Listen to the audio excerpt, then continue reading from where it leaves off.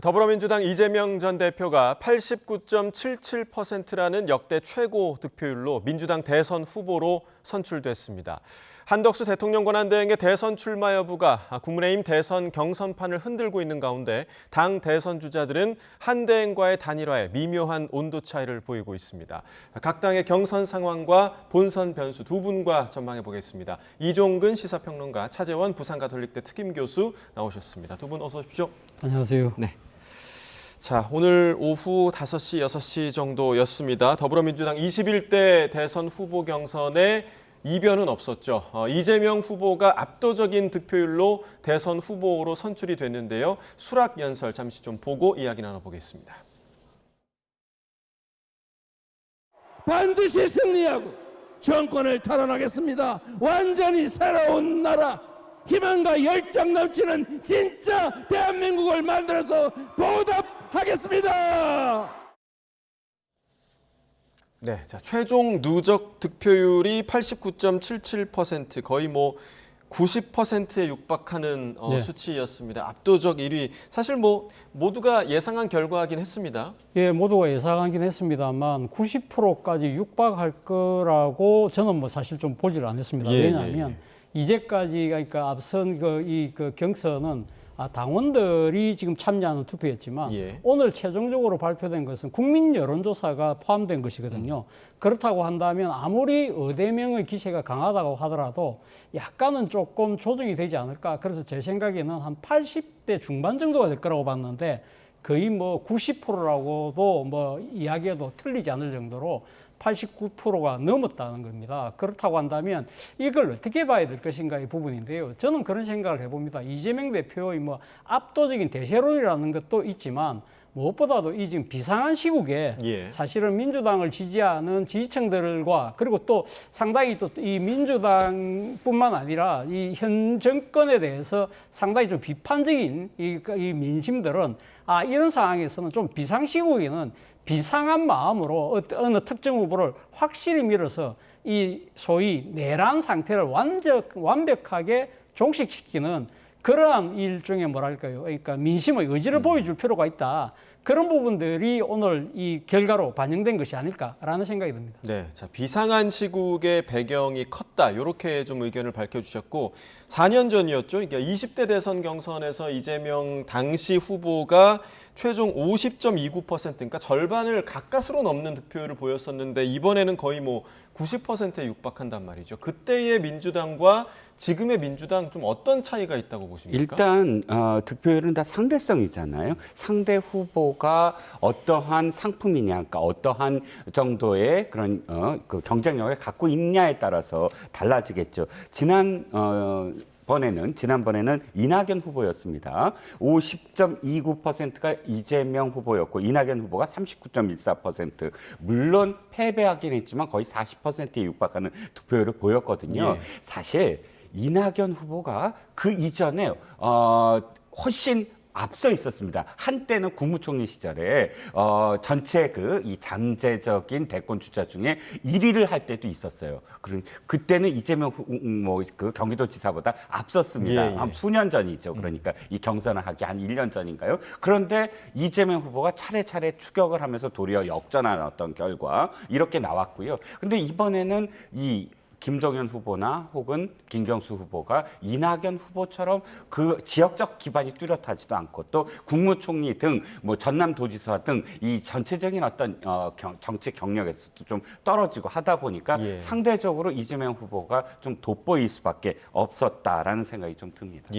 그동안 이제 이재명 전 대표가 민주당을 좀 당원 중심의 민주당으로 만들려는 그런 노력을 해왔던 것으로 보이는데 그런 노력도 이번 그 결과에 좀 많이 반영된 거라고 볼 수 있을까요? 전혀 반영이 안 됐다고는 이야기를 할 수 없겠죠. 사실 당원 중심주의 정당을 만들겠다고 했기 때문에 사실 이번 이 지금 경선 자체가 과거에 했던 국민 참여 경선, 일반 국민들로부터 선거인단을 모집하는 방식이 아니라 50%는 당원들이 뽑고 그리고 나머지 50%는 일반 국민 여론조사에 의해서 진행됐던 측면이 있기 때문에 이재명 대표의 소위 1극 체제라고 한다면 상당히 유리한 측면이 있죠. 그럼에도 불구하고 제가 생각했을 때는 이 90%에 가까운 지지율이 나왔다는 것은요. 아까 제가 비상한 시국이라고 이야기했지만 이 비상한 시국이 어디서 비롯됐습니까? 바로 지난해 12월 3일 날 윤석열 전 대통령의 비상계엄 때문에 이 지금 벌어진 상황이잖아요. 만약에 이 민주당의 대통령 경선이 정상적인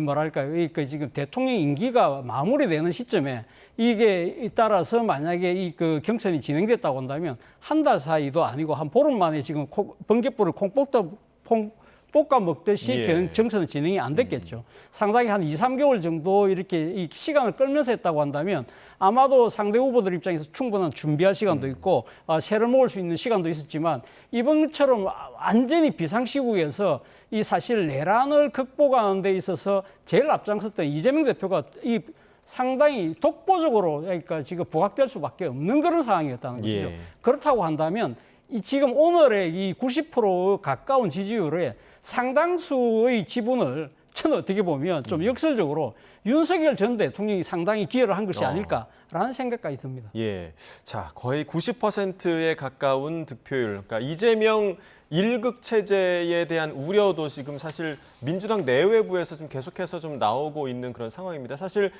김동연 후보 같은 경우도 계속해서 특정 후보의 쏠림 현상에 대한 그런 경계를 드러냈는데 대선 본선 국면에서 이러한 체제가 이재명 후보에게 불리하게 작용할 부분은 좀 없을까요? 어떻게 보십니까? 득보다는 독이 될 가능성이 큽니다. 왜냐하면 우리 이회창의 길을 걷지 말아야 된다. 이 말 굉장히 많이 아마 이재명 대표가 언론으로부터 들었을 겁니다. 이재명 후보가. 이회창 후보 한나라당 시절에 가장 유력한 후보로서 당 총재, 대표로 불리는 것보다 총재로 불리는 거를 좋아할 정도로 제왕적 그런 이 권한을 갖고 공천도 다 자기가 행사를 하고 또 독보적으로 그러니까 라이벌 경쟁자 없이 독보적으로 몇 번씩 그 당에 그러니까 대통령 후보가 되지 않았습니까? 예. 그런데 3번 연달아 패배를 했습니다. 그건 이 당이 그러니까 어떤 기대감이라든지 신선함이라든지 또는 어떤 비전이라든지 이런 것보다 한 인물을 그냥 중심으로 해서 몇 년간 계속 흘러왔기 때문이거든요.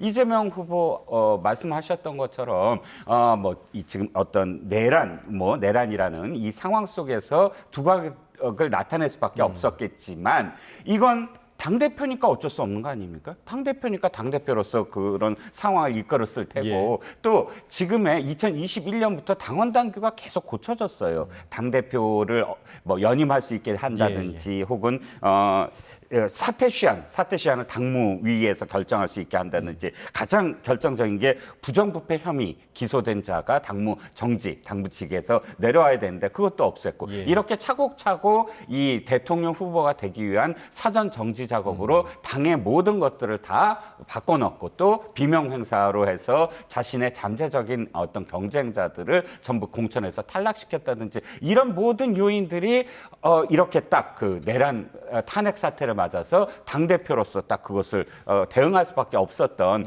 타의가 아니라 자의적으로 그걸 만들었기 때문에 그런 과정을 다 아는 유권자들은 1극 체제를 만든 이재명 후보에 대한 어떤 기대감이 적을 수밖에 없다. 반감이 있을 수 있다. 반감이나 혹은 그러니까 새로움이 별로 없다. 3년 전의 이재명 또는 8년 전의 이재명과 지금 뭐가 다르냐에 대한 의문을 가질 수밖에 없다는 거죠. 네, 지금 이종근 평론가께서는 득보다는 독이 될 수가 있다라고 얘기를 해주셨는데 차 교수님 좀 어떻게 보십니까? 물론 이 당에서 압도적인 지지율을 얻는다는 것 자체가 상당히 본인에게 영광스러울 수 있지만 본선이라는 무대를 생각했을 때는 자칫 자만에 빠질 수도 있는 부분이 있거든요. 그렇기 때문에 그런 식으로 경계를 해야 된다는 측면에서는 상당히 좀 일리 있는 지적일 수 있습니다만 그러나 오늘 이재명 대표가 이 당선 소감 연설에서 그 이야기를 했어요.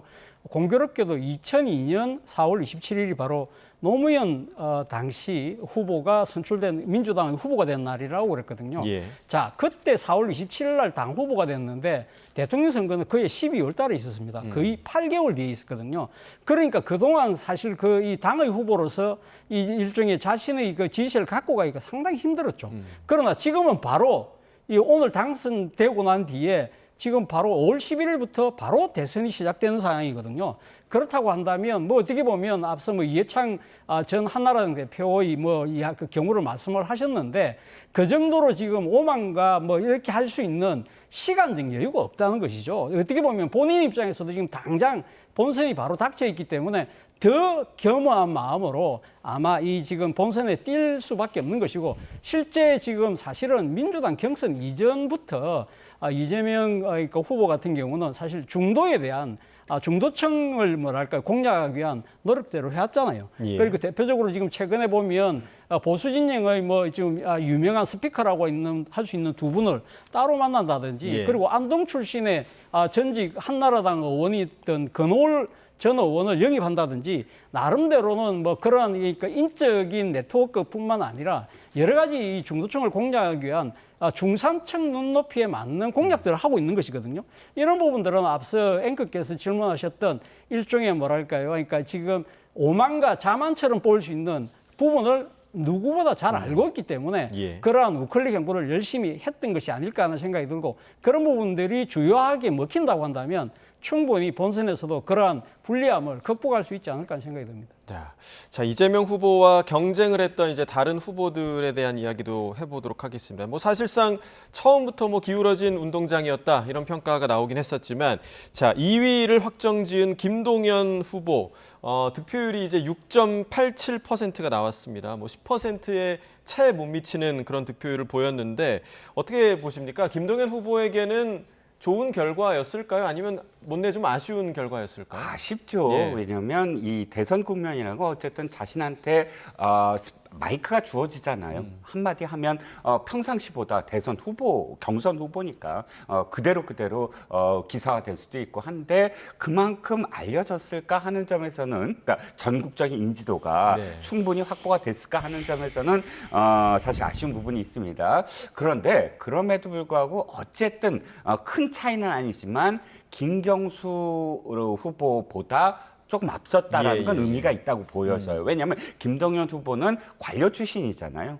그 문재인 정부 시절에 네. 경제부총리를 하고 사실 이 당의 적자는 아닙니다. 뭐 적자라는 표현을 저 싫어하긴 하지만 그러나 여기에 뿌리 깊게 안착하고 이 당의 후보로서의 어떤 뭐랄까요 정당성, 정통성 이런 것에 대해서 언제나 좀 퀘스천 마크였는데 상대적으로 김경수 후보는 노무현 대통령의 마지막 비서관이자 네. 문재인 대통령의 첫 번째 비서관 이런 이야기를 듣습니다. 그러니까 노무현, 문재인의 정말 그 뜻을 이어받은 사람이다. 그만큼 이 민주당이라는 어떤 정당, 더군다나 더불어민주당이라는 이름을 만든 당시에 문재인 대표 시절에 문재인이라는 정치인을 정말 지근해서 함께했던 사람이거든요. 네. 그런데 그런 정치적 어떤 자산이 많은 김경수 지사보다도 어쨌든 앞섰다는 건 이제 옛날에 경제부총리 출신의 김진표 국회의장 당시에 이제 노무현 정부 시절에 경제부총리했다가 당시에 열린우리당으로 입당을 해서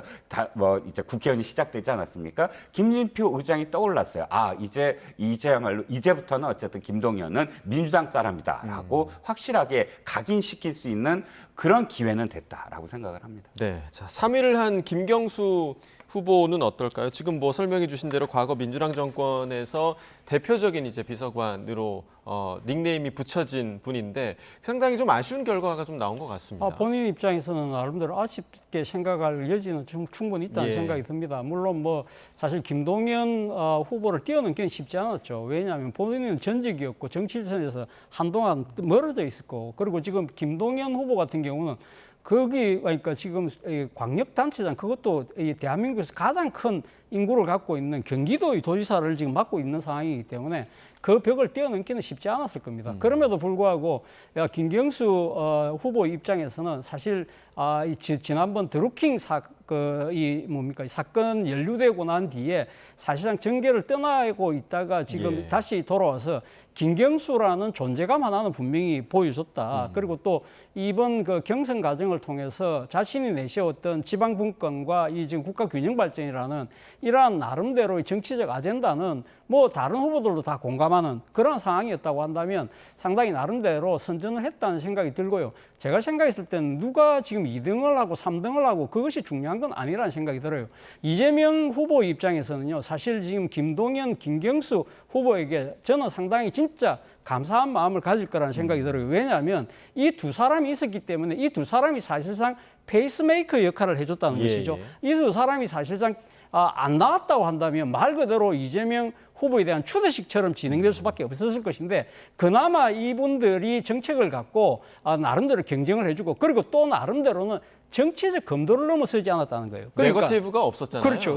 없었기 때문에 소위 이 경선이 끝나고 난 뒤에 원팀을 만드는 데 있어서 상당히 나름대로 유리할 수 있다. 지난 2022년 당시 그 당내 경선 과정에서 상당히 여러 가지 불협화음 때문에 본선에도 결국 지장을 받았던 그런 걸 생각했을 때는 아마 이재명 후보가 만약에 이번 본선에서 승리를 할 경우에는 이재명 정부가 만들어지고 난 뒤에도 이 두 사람의 정치적인 비중은 뭐 제가 생각했을 때는 물론 하기 나름에 달려 있긴 합니다만 나름대로는 좀 유리한 일단 이 여건은 맞는 것이 아닐까라는 생각이 듭니다. 네, 그러니까 화제성의 측면에서는 조금 아쉬웠을 수는 있지만 그래도 네거티브가 없었던 경선의 이 분위기는 좀 평론가님 어떻게 좀 보셨어요? 글쎄요, 네거티브라는 게 전 나쁘다고 생각하지 않습니다. 그러니까 네거티브와 흑색 선전, 마타도는 구분해야 돼요. 예를 들어서 나를 꼭 뽑아주세요 하는 건 포지티브지만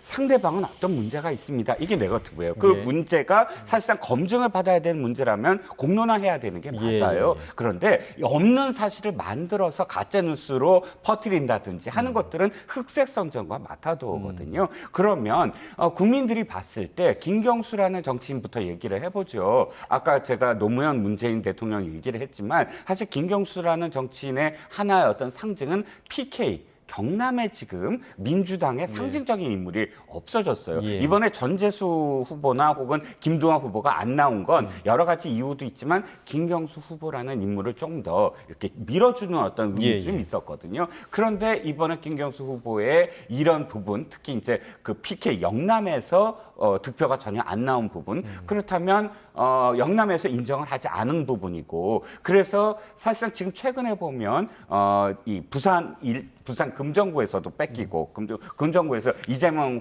대표가 직접 내려갔는데도 안 됐고 전체적으로 어떤 지지율 자체에서 바라보면 PK가 굉장히 불안하다라는 말을 이재명 대표가 양산에 찾아가서 문재인 전 대통령한테도 언급을 했었거든요. 그런 부분에서 좀 문제가 있고 한 말씀만 더 드리면 노무현 대통령이 지금 나선 이 김경수 후보를 보고 뭐라고 했을까? 노무현 대통령의 멋있는 말이 있습니다. 원칙 있는 승리가 가장 중요하지만 그보다 더 중요할지도 모르는 건 원칙 있는 패배다. 과연 김경수라는 후보가 절박하게 자신을 이야기하고 원칙 있는 패배로 이번에 받아들여졌을까? 그냥 아무런 그런 그 절박함 없이 혹은 무쟁점으로 쟁점 없이 그저 어떤 뭐랄까 함께 페이스메이커로만 존재했던 그런 게 아니었을까라고 혹시 노무현 대통령이 지금 바라보지 않을까 하는 그런 아쉬움이 있습니다. 네, 이제 민주당에서는 경선이 마무리됐고 이제 본선을 바라봐야 하는 그런 상황인데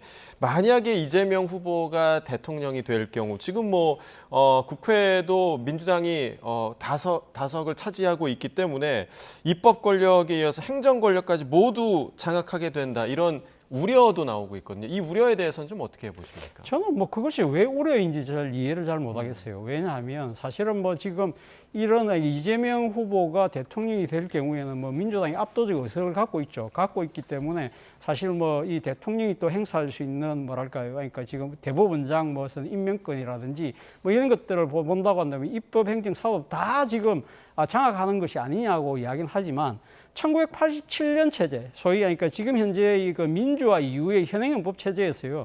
그런 상황이 여러 번 있었습니다. 대표적으로 1990년에 노태우 대통령 집권 당시에 3당 합당을 했잖아요. 그때 당시에 여당의 규모가요 200석이 훨씬 넘었습니다. 그런데도 그때 대한민국 민주주의가 후퇴했다는 이야기를 듣지를 못했잖아요. 그리고 2008년도에 이명박 정부가 출범하고 난 뒤에 바로 18대 총선에서 당시 보수 진영이요. 거의 220석 가까이 확보를 했더랬습니다. 그렇지만 그 당시에도 물론 뭐 이명박 정부의 민주주의가 퇴행했다는 이야기는 있었지만 2010년 지방선거에서 나름대로 균형점을 또 맞췄거든요. 예. 그리고 또 그 앞에 진보 정권 때 2004년도에 노무현 대통령이 탄핵됐을 때 그리고 그때 있었던 이 총선에서 당시 탄핵에 대한 역풍이 울면서 그때 열린우리당이 157석인가를 했거든요. 예. 그런데도 불구하고 그때 당시 상당히 대한민국의 그 국회가 더 역동적으로 작동했던 측면이 분명히 있거든요. 결국 이건 어떤 의지를 갖고 이 상황을 이렇게 타개해 나갈 것인가는 정치 주체들 간의 나름대로의 각오와 그리고 여기에 대한 서로의 협치를 통한 그러니까 생산적인 정치를 하겠다는 각오만 있다고 한다면 이것은 저는 크게 문제가 되지 않는다는 생각이 듭니다. 예. 근데 이제 좀 걱정이 되는 건 그때 그러니까 교수님께서 말씀하신 부분들을 굉장히 공감을 합니다. 하지만 3당 합당을 한번 돌아보죠. 물론 3당 합당 전에는 여서야대였습니다. 노태우 대통령이 그때 당시 민자당이었나요? 민사당 굉장히 적은 숫자였고 야당 3당이 훨씬 더 컸죠. 근데 3당 합당을 해서 인위적으로 어쨌든 여당이 많아졌습니다. 하지만 3당 합당이라는 건 노태우와 그다음에 김영삼, 김종필 이런 정치적인 어떤 이 맹주들이 함께 연합을 했기 때문에 서로 견제를 할 수가 있었거든요. 예. 그 이후 다른 부분도 마찬가지였습니다. 그런데 지금은 아시다시피 경쟁을 할 수 있는, 그러니까 견제를 할 수 있는 당내에서 여러 가지 목소리가 나올 수 있는 그런 체제가 아니라는 거예요. 예. 뭐 당 대표를 가진 또는 대통령 후보가 이미 이렇게 1급 체제를 가졌고 또 헌법재판소도 6대3으로 아마 자신이 임명해 버리면 완전히 진보 우위고 또 입법, 뭐 행정 다 이렇게 장악할 수 있는 게 현재 어떤 당 운영을 지켜봤을 때 당 운영처럼 지금 나라를 마냥 운영하면 어떻게 될까 하는 우려가 분명히 존재한다는 거죠. 네. 자, 그리고 이제 이재명 후보에게는 여전히 지금 사법 리스크 또한 넘어야 할 산이 아닐까 좀 생각이 드는데 최근에 이제 대법원이 그 선거법 위반 사건을 전원합의체 회부를 하면서 네. 심리가 지금 상당히 속도가 빠릅니다. 그런데 이제 이 빠른 속도의 의미가 무엇이냐 이 부분에 대한 지금 해석이 좀 분분하거든요. 어떻게 좀 보십니까? 일단 의미는 아무래도 유력 대선 후보가 지금 상당히 걸려 있는 그 정치적 거치가 걸려 있는 사안이니까 사안이 상당히 엄중하잖아요. 예. 그리고 또 하나는 사실 이런 대법원에서의 어떤 판결을 지금 현재 내리느냐에 따라서 상당히 향후에 여러 가지 지금 변수가 되기 때문에 국민적 관심이 높을 수밖에 없잖아요. 네. 그렇기 때문에 소부에다가 맡겼다가 지금 대법원장이 다른 지금 대법관들에게 의견을 물어본 결과 이거는 다 전원 합의심에서 이야기를 할 필요가 있다. 그렇게 해서 이게 넘겨받은 것인데 지금 뭐 그동안에 사실 이 선거법 재판이 1심에서 너무 오래 끌었던 거기 때문에 예. 사실 대법원 입장에서는 빨리 어떤 식으로든 뭔가 열심히 지금 심리하는 모습을 보여야 된다는 것까지는 아마 대법관들 사이에 좀 의견이 일치한 것 같아요. 그러나 사실은 지금 문제는 이거죠. 이 대통령 선거일 전에 가면 결과를 낼 수 있을 것이냐의 부분인데 사실 정확하게 이야기하면 대통령 선거일 전이라고 해서 6월 3일 이전에 결론을 내리는 데서는 안 되는 것 같고요. 만약에 결론을 내린다고 한다면 공식 후보 등록 마감 전 5월 11일 이전에는 결정을 내려줘야 된다는 거예요. 그렇다고 한다. 왜냐하면 사실은 5월 11일 이후에 어떤 식의 결정에 의해서 만약에 만에 하나 이재명 후보의 피선거권이 박탈될 경우에는요. 제1당이 후보가 없어지는 그런 상황이 되거든요. 그런 상황이 된다고 한다면 사실상 대법원이 어떻게 보면 국민의 선택을 방해하는 그런 꼴이 되기 때문에 만약에 결정을 내린다고 한다면 제가 생각해서 5월 11일이 아니라 그럼 준비할 시간이 있다고 한다면 최소한 5월 한 7, 8일 정도까지는 결론을 내려야 되는데 얼마 안 남았죠. 그렇죠. 그런데 이 짧은 시간 안에 이 중요한 사건을 그것도 12명의 대법관들이 의견을 만장일치를 모을 수 있을까? 저는 현실적으로 불가능하다고 생각합니다. 예. 그럼 지금 조금 전에 저희가 그래픽으로 봤지만 내일 일어날 교통사고는 걱정하지 않는다 뭐 이런 얘기를 이재명 후보가 하긴 했는데 사실 민주당 내부에서 완전히 걱정을 하지 않는 분위기는 또 아닌 것 같더라고요. 어떻게 보십니까? 당연하죠. 예. 이거는 대법원이 이렇게 어떤 사안에 대해서 바로 그날 소부에 넘겼다가 당일 전원 합의체로 넘겼다가 그 당일 기일 잡아서 평일을 예가 없고 아주 또 이례적이죠. 그렇죠. 예. 그 다음에도 계속 이틀 후에 다시 평일을 열고 하는 이 속도를 벌이고 있는 것에 대해서 민주당도 걱정을 할 수밖에 없습니다. 어떻게 될지 사실 모르는 거거든요. 예. 그런데 저는 두 가지 점에서 대법원은 속도를 내야 된다고 봅니다. 이재명이라는 정치인의 유무죄를 따지는 것도 중요하지만 첫 번째는 뭐냐면 84조 그러니까 84조 대통령은 소추를 받지 아니한다라는 그 소추가 예, 예. 어느 범인지를 이번에 네. 얘기해줘야 돼요. 얘기하지 아니하고 그냥 예를 들어서 6월 3일 이후로 판결이 넘어간다 그런다면 그 이후에 오는 재판 중지냐 아니냐라는 네. 그 혼란은 진짜 혼란스럽거든요. 그러면 기소냐 재판이냐. 예, 그렇죠. 그러니까 이분과 관련해서 유무죄도 중요하지만 결정문에 그러니까 판결문에 그게 꼭 들어갈 것 같고요. 왜냐하면 또 헌법 그 연구관들한테 이번에 대법원 연구관들 중에 헌법 담당들을 다 뽑아서 다시 팀을 이뤘다고 하지 않습니까? 그건 그 문제고 두 번째는 뭐냐면 이겁니다. 선거 지금 치르고 있잖아요. 근데 선거법과 관련돼서 허위 사실이 1심과 2심이 지금 달라 있어요. 근데 이거를 빨리 결정을 해줘야 되거든요. 이것도 굉장히 큰 혼란입니다. 그렇기 때문에 속도를 내는 것이 이재명 대표 후보를 유죄를 할 건지 무죄를 할 건지 이런 추정도 중요하지만 국가적인 혼란을 막기 위해서라도 대법원은 지금 이 속도를 내야만 한다라고 생각을 합니다. 네, 자 이어서 이제 한창 경선을 치르고 있는 국민의힘 이야기로 좀 넘어가 보도록 하겠습니다. 오늘부터 이틀간 2차 경선 투표를 진행을 하는데, 자 이제 2차 경선에서 과반을 득표한 후보가 있으면 최종 후보가 확정이 되죠. 평론가님, 4명 중에서 이번에 바로 과반 득표할 후보 있다고 보십니까?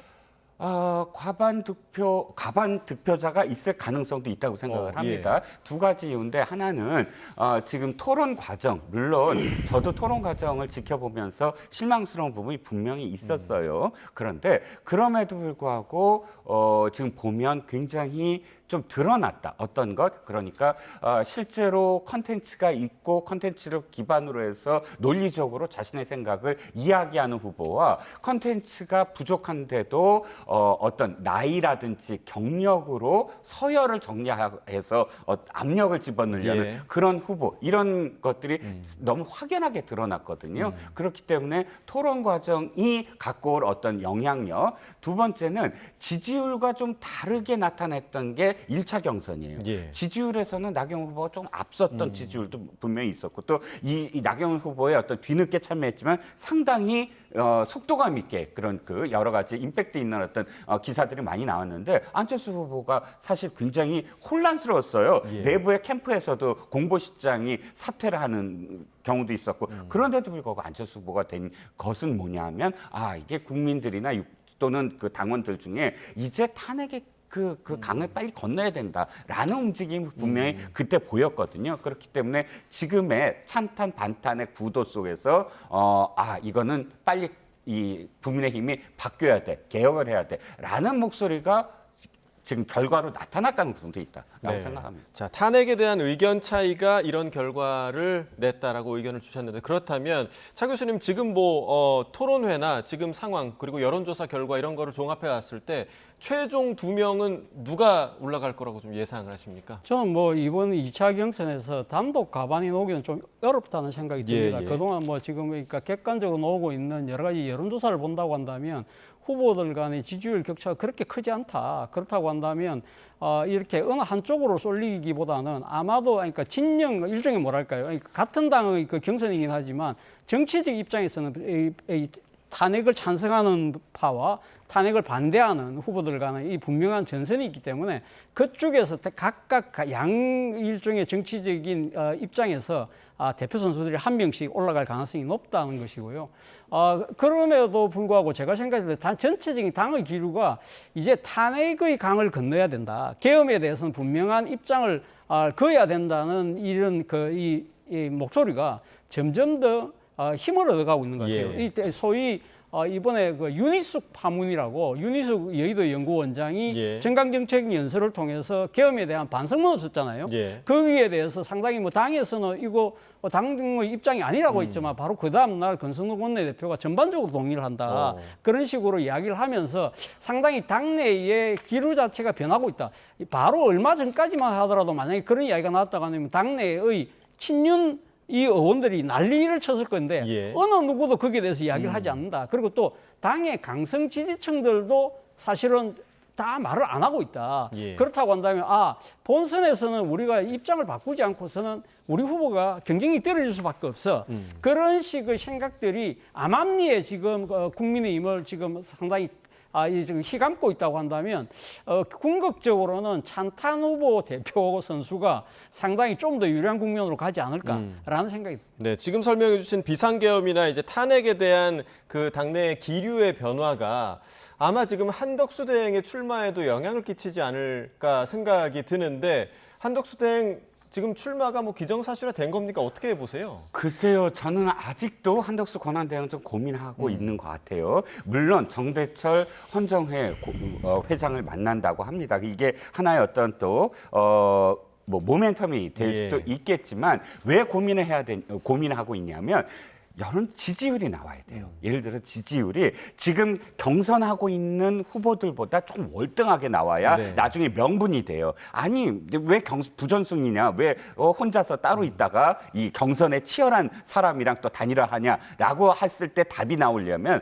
내가 지금 경선 치른 후보들보다 이렇게 월등하게 지지율이 나오니까라고 답이 나와야 되거든요. 근데 지금 결과가 그렇지 않잖아요. 그렇지 않아요. 예. 처음에는 좀 2%, 5% 뭐 주 이렇게 시간 그러니까 날이 지날 때마다 조금 이렇게 올라가다가 어느 순간 딱 멈췄어요. 그러니까 이게 지금 굉장히 고민될 거예요. 명분이 돼야 돼요. 지지율이 명분이 돼야 되는데 그 지지율이 어느 순간에서 팍 퀀텀이 안 되고 있거든요. 그러니까 아직도 고민하고 있다. 이 지지율로 사실은 가족들도 좀 이렇게 무마를 해야 돼요. 반대하는 가족들이 있다고 전 들었거든요. 예, 근데 예. 아니 이렇게 지지율이 나고 호랑이 등에 올라타야만 한다라고 돼야 되는데 아직은 그러기에는 참 애매한 지금 결과가 나오고 있다는 겁니다. 자, 그 애매한 지금 상황에서 사실 뭐 지난주만 해도 한덕수 대행이 이 정도의 시점에는 사퇴할 것이다. 네. 뭐 29일에 국민의힘 2차 경선 결과 나오면 그 결과를 보고 사퇴할 네. 것이다. 뭐 이런 얘기가 많았는데 네. 이게 지금 변화할 수도 지금 있는 거네요. 제가 봤을 때는 일단 한덕수 대행의 지금 마음은 거의 뭐 90% 결심을 한 것이 아닐까라는 생각이 듭니다. 출마로요? 예, 출마 쪽으로 예. 기울은 것이 아닐까라는 생각이 드는데요. 사실 뭐 앞서 뭐 말씀하셨지만 사실 한덕수 대통령 권한대행이 이번 조기 대선에 출마할 수 있는 명분은 제가 봤을 때는 없거든요. 사실 그렇지 않습니까? 지금 뭐 어떻게 보면 윤석열 정권의 유일한 국무총리였고 사실 이 윤석열 정권의 국정 파탄에 대해서 대통령 못지않게 책임이 있는 분이에요.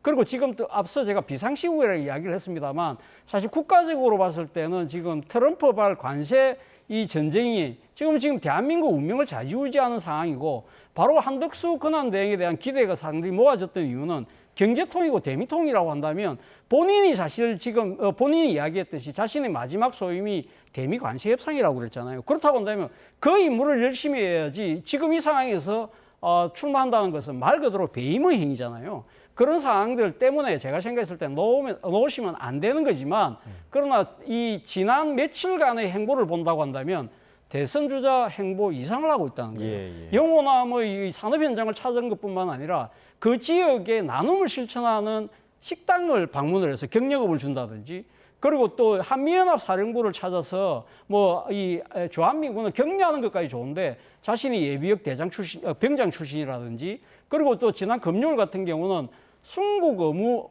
그 군경 추모에 가서 또 나름대로 이렇게 그 행보를 하는 데를 보면 거기는 뭐 소위 말하는 이 젊은 세대와 안보에 대한 메시지까지 이야기를 한다는 거예요. 예. 그런 모습들을 보고 그리고 또 외신과 인터뷰를 통해서 아주 애매모호한 합법을 구사를 하잖아요. 이런 것들을 본다고 한다면 사실상 마음의 90%는 지금 먹으신 것 같은데 그러나 뭐 아까 우리 이종건 평론가께서도 충분히 말씀하셨지만 이런 이유를 정말 이런 여론을 귀담아 들으신다고 한다면 저는 출마하지 않는 것이 바람직한 선택이라는 생각이 듭니다. 네, 그게 바람직하지만 사실상 지금은 대권 주자의 행보로 보인다 이렇게 얘기를 해주셨고 마지막으로 지금 뭐 이재명 후보에 대항하기 위해서 지금 다른 주자들이 빅텐트론을 계속해서 좀 띄우고 있는데 지금 개혁신당의 이준석 후보는 절대 참여하지 않겠다 이런 입장을 좀 굉장히 피력하고 있단 말이죠. 이준석 후보가 만약에 참여할 경우 그렇지 않을 경우에 큰 차이가 있을까요? 좀 어떻게 보십니까? 이준석 후보가 참여하지 않는다는 건 사실 보수 쪽 후보 누가 될지 모르지만 굉장히 안타까울 겁니다. 왜냐하면 진영 대결이거든요. 51대 49게임. 지난번에 0.7%포인트 차잖아요. 그랬죠. 심상정 후보가 나오지 않았다면 이재명 후보가 대통령에 당선됐을 거예요. 그러니까 심상정 후보의 표가 갈렸잖아요. 인석 후보의 표가 얼만큼 차지할지는 모르지만 그러나 그것 때문에라도 이준석 후보는 아마 참여하지 않을 거다. 왜? 정치적 자산이 이번에 나와서 몇 퍼센트가 되는 게 자기의 정치적 자산이 중요하죠. 되지 예. 단일화해서 단일화해서 함께 연정을 한다고 해도 자기가 할 수 있는 게 얼마만큼 있겠습니까? 자기한테 맡길 수 있는 롤이 차라리 끝까지 아마 갈 거고 그러면 3자 대결이 될 텐데 보수의 어떤 후보는 그 점을 어떻게 할 것이냐가 가장 큰 고민이 또 될 것 같습니다. 네, 알겠습니다. 오늘 두 분 이야기 여기까지 듣도록 하겠습니다. 이종근 시사평론가, 차재원 부산가톨릭대 특임교수와 이야기 나눠봤습니다. 오늘 말씀 고맙습니다.